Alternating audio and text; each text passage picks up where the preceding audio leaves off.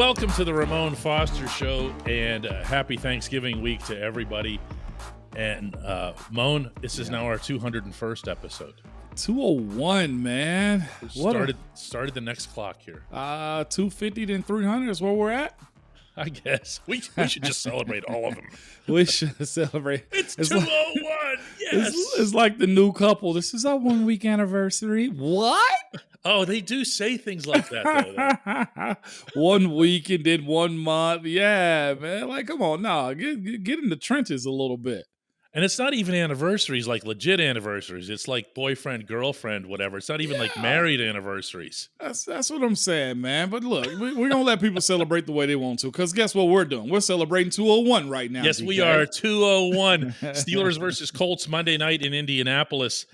And Moan, I'd like to think from a positive perspective that what we've seen over the past few weeks in terms of the Steelers losing most of those games is that we at least have more information.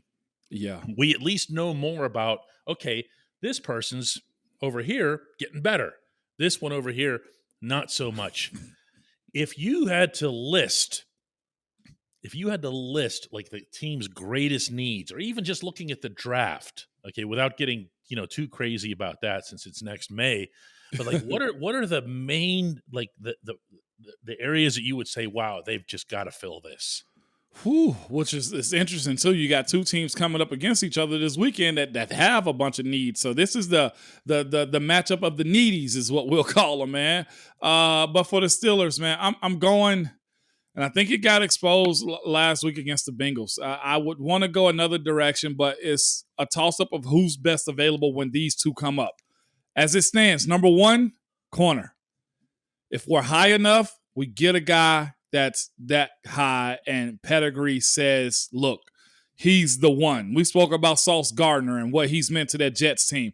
I don't think anybody in their mind would be mad at an opportunity to get a guy like him, not him, because I think he's one of those once every 2-3 years type of dudes, man. And you just want somebody similar, simply just looking at his size, his length, his tenacity towards the game. He's a better Richard Sherman in the way I prototype him and look at him in a sense already, man. And I guess on the other side of that too, DK, left tackle. Yeah, I was actually going to start there, but okay. Who are you? Well, yeah. I say corner because defensively, I think you're more set than where you are offensively. If we're talking about best available as far as a corner and a tackle, I probably go corner first. That's my personal opinion, DK. I think you're more on the side of give you a left tackle to protect the franchise quarterback. Yes, very much so. I can't get past the left side of the line in general, but especially left tackle, with all due respect. Yeah. I just can't, because I've got a quarterback who needs to be able to operate from the pocket as well as rolling out. I love seeing Kenny roll out. Yeah. I don't want to see him roll out on every snap. I definitely don't want to see him. And we saw a lot of this past Sunday where he has to step up in the pocket, but he has to step out of the pocket. You know what I'm talking about? Yeah, up and out into danger at that point. I'm and the reason that he's doing that isn't because it's scripted. Yeah. Okay, those weren't scripted rollouts or get out of the pocket. He's just going, geez, really?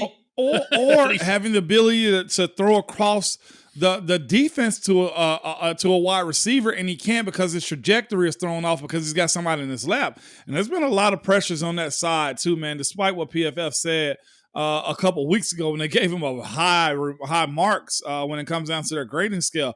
It's just not good. You hear coaches all the time, I love what you did in your rookie year. And that's why I fell in love also with Dan Moore. It's like, man, rookie year, despite he has some transgressions and some issues, I can't wait to see what second year is going to look like. That is your biggest step. That is where you solidify.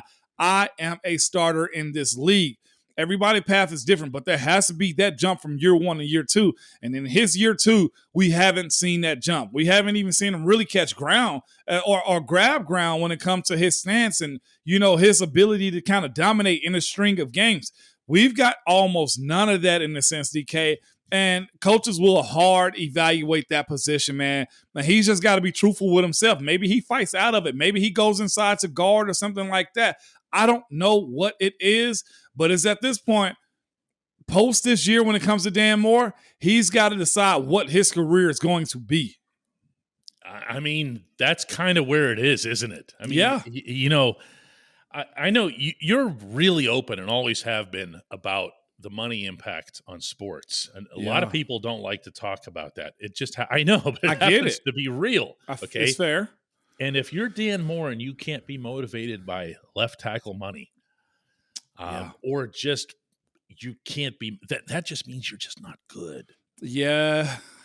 You know what I'm saying? DK, had I gotten that starting position earlier and just really solidified it the way I needed to, boy, at left tackle, it's a different billing. It really is. You're in a different zip code when it comes down to it. And it's only 32 of those guys in the league. You know what I'm saying? So you're in a very elite company when it comes down to it. And there's a standard to it. We saw that guy on Monday Night Football, Trent Williams. That's the standard. You say what you want to about Andrew Whitworth when he was with Cincy and even when he went to the Rams.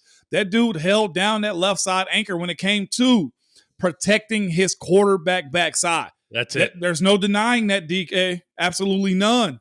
No. And it's I have a hard time getting past it. I don't want to get to the point where we say a first-round pick absolutely has to be a left tackle because that's when you force yourself into bad decisions. Yeah. If there isn't a left tackle in the top 10, 15, then why would you say, well, we're just going to take the best available left tackle? That's nuts. No, that's absolutely nuts. You go with best available at that position, man. I think with the way offensive lineman, it's been kind of, highlighted more. And I think also the emphasis on it being a more passing league. And also, let's say this, you got Deshaun, who's a passer. You got Burrow, who's a passer also. Lamar can pass. You got to find somebody to take over the freaking tight ends with him. To me, I say, it's a position to where you say if you get 2 out of the 3, meaning Cincy and Cleveland, you're in a real good position as far as defending the AFC North. The ability to get after Lamar Jackson, I don't know if they're going super high to get a D tackle. I think they're solid as far as outside linebackers go, but the Steelers the same way I do. If there's a real good outside linebacker there, I can see some traction there. But I'm going corner, I'm going tackle. It's the same way I look at it. Yeah, for me, I'll condense it even further. It's just trenches. Facts. It's the Pittsburgh Steelers, and it's been way too long since we've seen anything committed to either side of the trenches. When we come back, we're going to look at the Steelers-Colts matchup.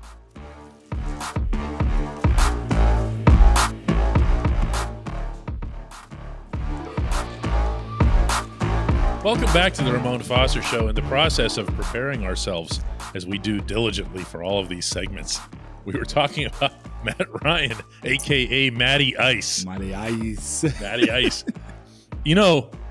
Is there at least a remote possibility that he gave himself that nickname?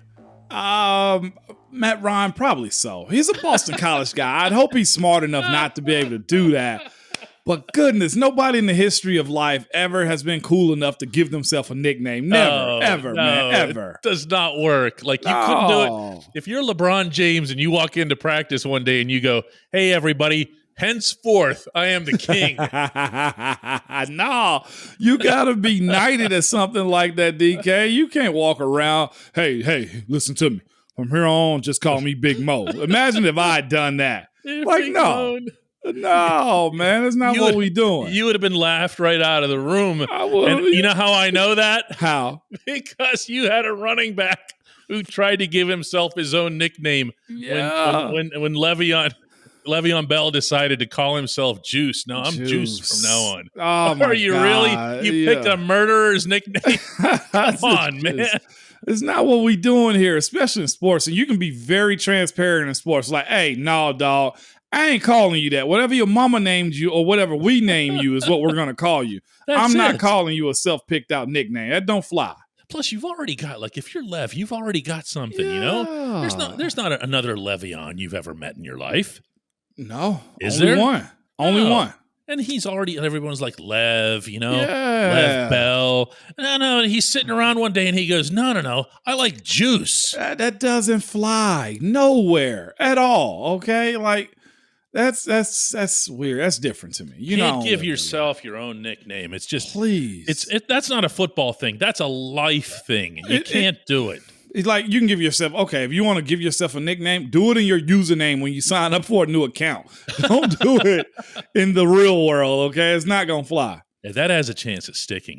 Yeah. The other rule of thumb here, as long as we're not talking about football at all today, is if you're going to do the nickname thing, yeah, and somebody else comes up with it, don't resist it. Please. That makes it worse. It's so much worse. Now you're totally stuck with it. You are, man. Like, for the life of me, I didn't know how I would like the Big Ragu. I had people coming up to me saying, hey, on your Wikipedia profile, it's the Big Ragu. I was like, is it? Like, who put that up there?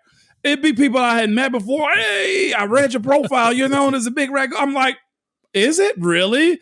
But I can't say out front that I was just over the moon about them. I'll be honest with you. I was just like, okay, whatever, it sticks. And now I'm just like, yeah, it's cool. You can't resist the nickname unless it's like condescending or disrespectful. But if it's, look, somebody feel the need to give you a nickname, yeah, that one's sticking, man. I'm sorry. What about if it's your head coach and it's your first training camp and you've only seen this happen 100 times where he'll find somebody back there. Like some guy who's a walk-on or, you know what I mean, a walk-on. Yeah. Whatever. And he'll say, you. Yeah. And he comes up with a nickname. You're stuck. Yeah. You're stuck. Like, I got a few right now. Go ahead. The neighbor, Cody Wallace. The neighbor, super nice. You called him the neighbor? I've never heard this. Yeah, Cody Wallace was the neighbor. Cody Wallace is Ned Flanders. It's super nice, right? Yes. You love Cody Wallace, right? Okay, Matt Filer, the anchor. You know where you get that from? Anytime somebody bull rush him, nobody's moving Matt. He's the anchor. Get it? Sir Madamus Anchorus is what we used to call him because he looked like he looked like a Viking. Sir Madamus Anchorus. That was his name, man. Doug Legursky. Bronco's good. You see what I'm saying? Yeah, like that Bronco. one I've heard. Yeah. Who else had a name like Shazier's? Just Shay. That sounds like a girl name. Shay. But sometimes he would just repeat somebody's name. Like Jordan Dangerfield. He would Dangerfield's back there and he would just yell out, Dangerfield. Yeah. Like no reason. It would just come out of the head coach's mouth. Dangerfield. Exactly. Like, okay, Heath Miller. You know, me, him, and Matt Spaeth have our nicknames for each other, okay? In my phone, if you look it up, Heath Miller's the Godfather.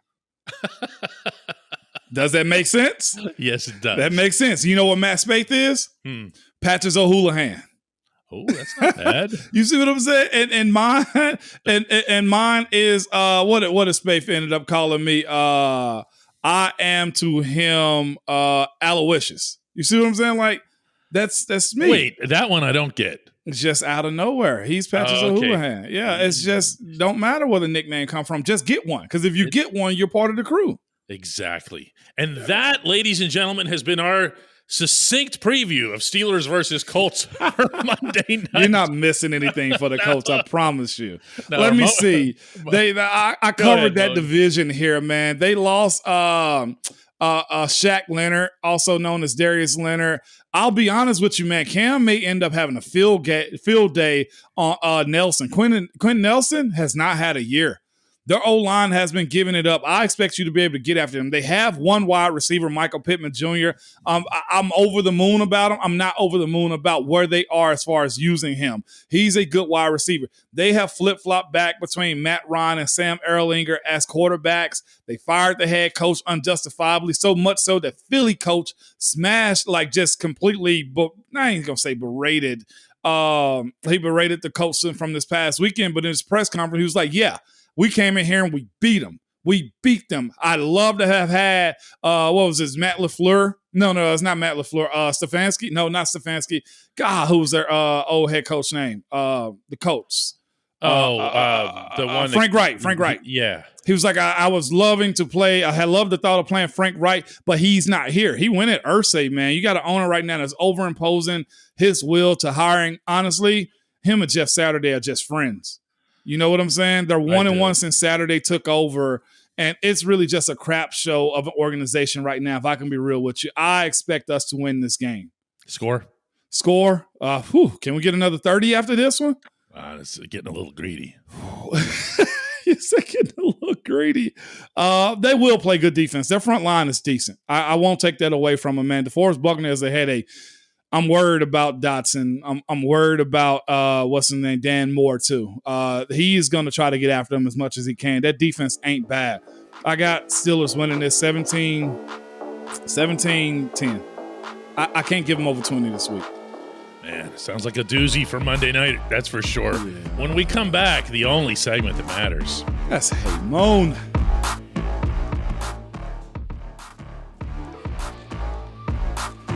Welcome back to the Ramon Foster Show, and the only segment that matters. That's the Ramon segment. It's brought to you by the Get-Go Cafe and Market, where quality is at the core of every menu item. 3 expert chefs fine-tune every detail so that every sub, burger, salad, wrap, drink, app, and the Pilgrim are crafted for craveability. Order your favorite item today at the Get-Go Cafe and Market. Better believe it. Moan, today's entry comes from Jim Fairfield, who says, "Hey, Moan, as an older Steelers fan, I remember watching a great coach in Chuck Noll lose his mojo. I know that's a simplification and a lot of other things were involved, and I'm wondering now about Mike Tomlin. He seems determined to stand behind an offensive coordinator who's clearly incompetent.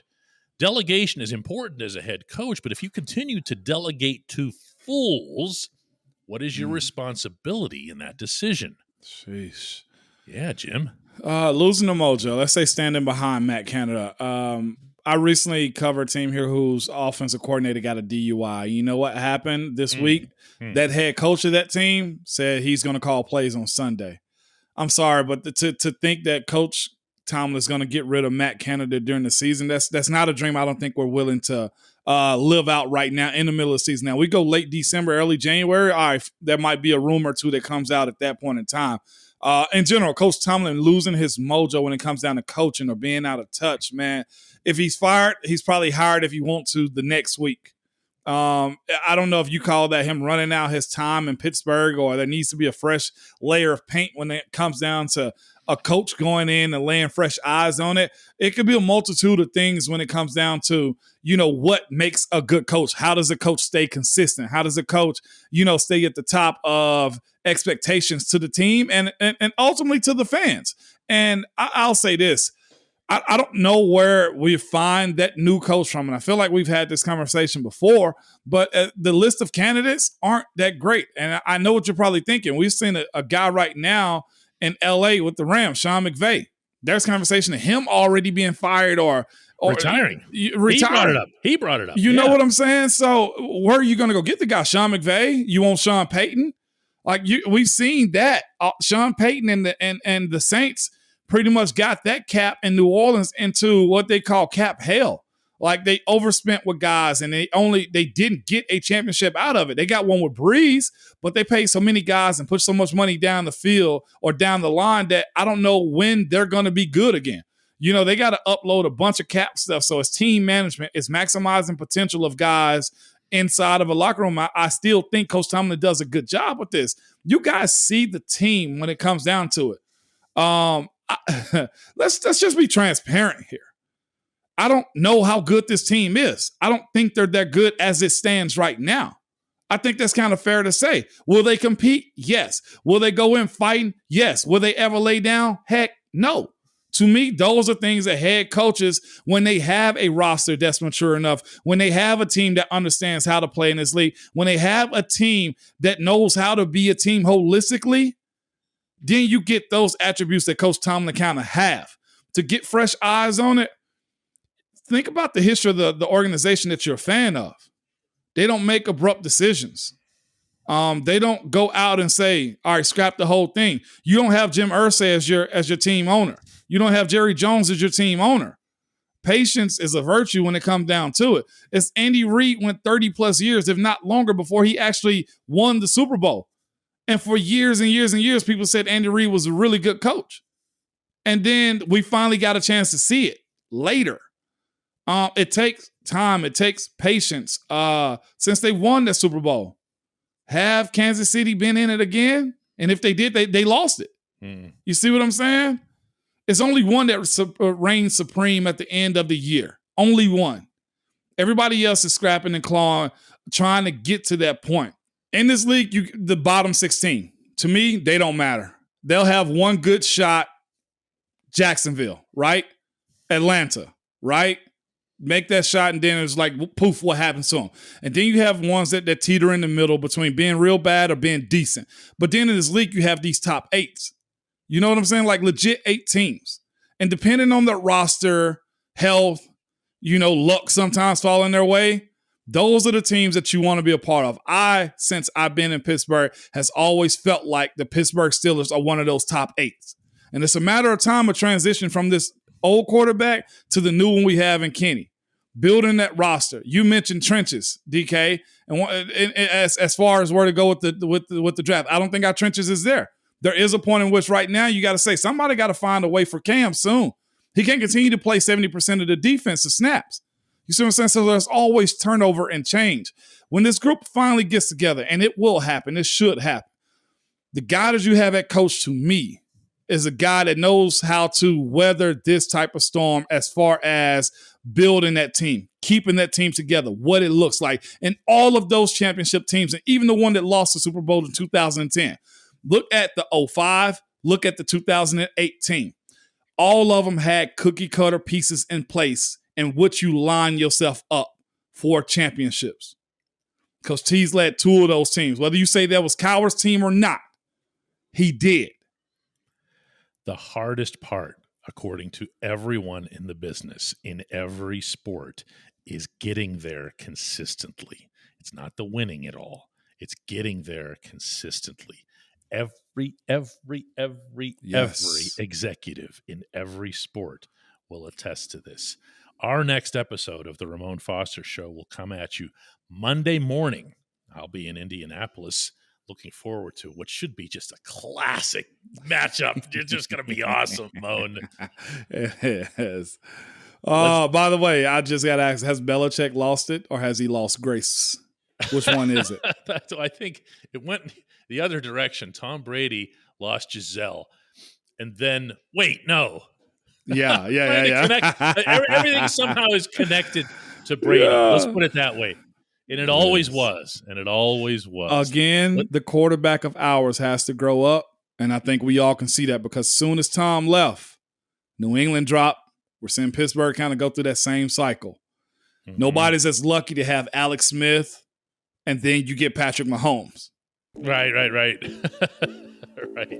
Although Alex Smith was doing well there. Okay, we can. You see what I'm saying, though? Like, not many get that grace. No, I know. Let's do it again Monday, Moan. I can't wait. Now I'm hyped up. Happy Thanksgiving also.